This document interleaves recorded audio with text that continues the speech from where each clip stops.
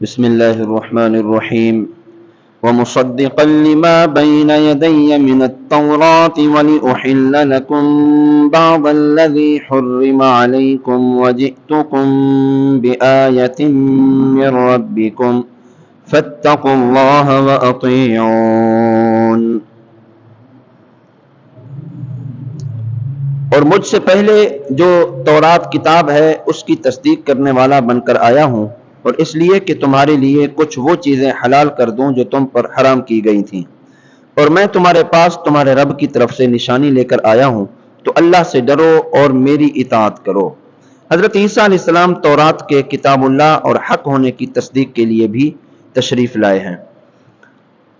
اس کے بعض احکام کو منسوخ فرمانے، بعض وہ چیزیں جو شریعت موسیٰ میں حرام تھیں جیسے اونٹ کا گوشت کھانا اور کچھ پرندے، تو آپ علیہ السلام نے انہیں حلال فرمایا۔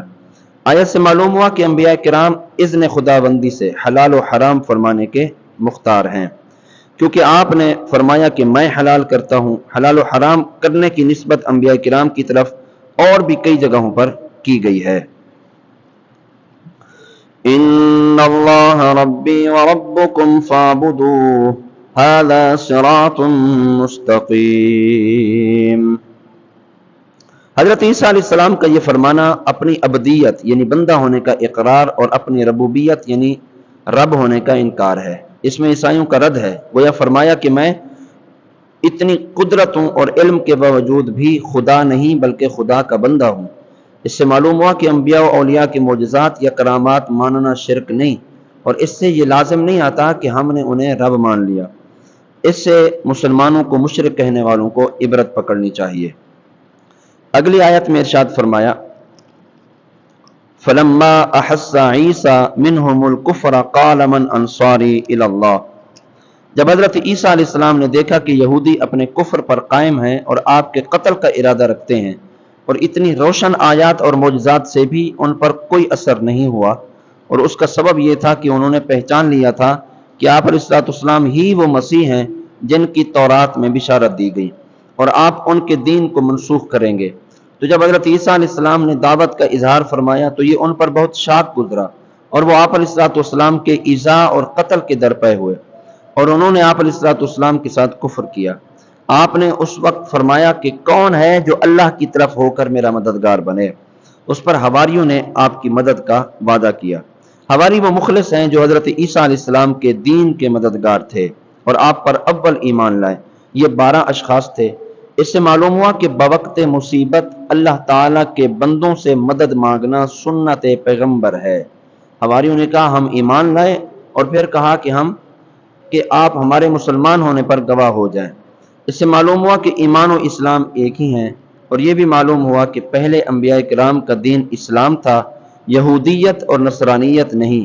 اسی لیے ایمان لانے والے نے اپنے آپ کو مسلمان کہا، عیسائی نہیں کہا۔ اگلی آیت میں ارشاد فرمایا وَمَكَرُوا وَمَكَرَ اللَّهُ وَاللَّهُ خَيْرُ الْمَاكِرِينَ۔ بنی اسرائیل کے یہودیوں نے حضرت عیسیٰ علیہ السلام کے ساتھ مکر کیا کہ دھوکے کے ساتھ آپ کے قتل کا انتظام کیا، اور اپنے ایک شخص کو اس کام پر مقرر کر دیا۔ اللہ تعالیٰ نے ان کے مکر کا یہ بدلہ دیا کہ حضرت عیسیٰ علیہ السلام کو آسمان پر اٹھا لیا، اور حضرت عیسیٰ علیہ السلام کی شباہت اس شخص پر ڈال دی جو ان کے قتل کے لیے آمادہ ہوا تھا۔ چنانچہ یہودیوں نے اس کو اسی شبہ میں قتل کر دیا۔ لفظ مکر لغت عرب میں ستر یعنی پوشیدگی کے معنی میں ہے، اسی لیے خفیہ تدبیر کو بھی مکر کہتے ہیں، اور وہ تدبیر اگر اچھے مقصد کے لیے ہو تو محمود ہے، اگر کسی کبھی غرض کے لیے ہو تو مذموم ہوتی ہے، مگر اردو زبان میں یہ لفظ فریب کے معنی میں مستعمل ہوتا ہے، اس لیے ہرگز شان الہی میں نہ کہا جائے گا۔ اور اب چونکہ عربی میں بھی دھوکے کے معنی میں معروف ہو گیا، تو اسی لیے عربی میں بھی شان الہی میں اس کا اطلاق جائز نہیں۔ آیت میں جہاں کہیں مذکور ہوا ہے وہاں خفیہ تدبیر کے معنی میں ہے، یعنی کافروں نے خفیہ منصوبہ بنایا اور اللہ تعالیٰ نے خفیہ تدبیر فرمائی، اور اللہ سب سے بہتر خفیہ تدبیر فرمانے والا ہے، اس کا یہ معنی بنے گا۔ اگلی آیت میں ارشاد فرمایا اذ قال اللہ یا عیسیٰ انی متوفیک ورافعک الی ومطہرک من الذین کفروا۔ اس آیت میں حضرت عیسیٰ علیہ السلام کو 4 باتیں فرمائیں. توفا یعنی پوری عمر کو پہنچانا، نمبر 2 اپنی طرف اٹھا لینا، نمبر 3 کافروں سے نجات دینا، نمبر 4 حضرت عیسیٰ علیہ السلام کے پیروکاروں کو غلبہ دینا. اب یہاں کچھ تفصیل ہے. پہلی بات توفا. مرزائیوں نے آیت پاک کے ان الفاظ کو بنیاد بنا کر یہود و نصارہ کی پیروی میں حضرت عیسیٰ علیہ السلام کی وفات کا دعویٰ کیا، اور یہ سراسر غلط ہے. کیونکہ پہلی بات تو یہ ہے کہ توفا کا حقیقی معنی ہے پورا کرنا، جیسے قرآن نے کہا ابراہیم الذی وفا، اور ابراہیم جو پورے احکام بجا لایا. اور یہ موت کے معنی میں بھی استعمال ہو سکتا ہے، لیکن یہ اس کا مجازی معنی ہے. اور جب تک کوئی واضح قرینہ موجود نہ ہو اس وقت تک لفظ کا حقیقی معنی چھوڑ کر مجازی معنی مراد نہیں لیا جا سکتا. اور یہاں کوئی ایسا قرینہ موجود نہیں کہ توفا کا معنی موت کیا جائے، بلکہ اس کا حقیقی معنی مراد لینے پر واضح قرائن بھی موجود ہیں. دوسری بات حضرت عیسیٰ علیہ السلام کا اٹھایا جانا. فرمایا ہم تمہیں بغیر موت کے اٹھا کر آسمان پر عزت کی جگہ اور فرشتوں کی جائے قرار میں پہنچا دیں گے. رسول کریم صلی اللہ علیہ وسلم نے فرمایا حضرت عیسیٰ علیہ السلام میری امت پر خلیفہ ہو کر نازل ہوں گے، صلیب کو توڑیں گے، خنزیروں کو قتل کریں گے، 40 سال رہیں گے، نکاح فرمائیں گے، اولاد ہوگی، پھر آپ علیہ الصلوۃ والسلام کا وصال ہوگا. وہ امت کیسے ہلاک ہو جس کا اول میں ہوں اور آخر حضرت عیسیٰ، اور وسط میں میرے اہل بیت میں سے حضرت مہدی ہوں گے.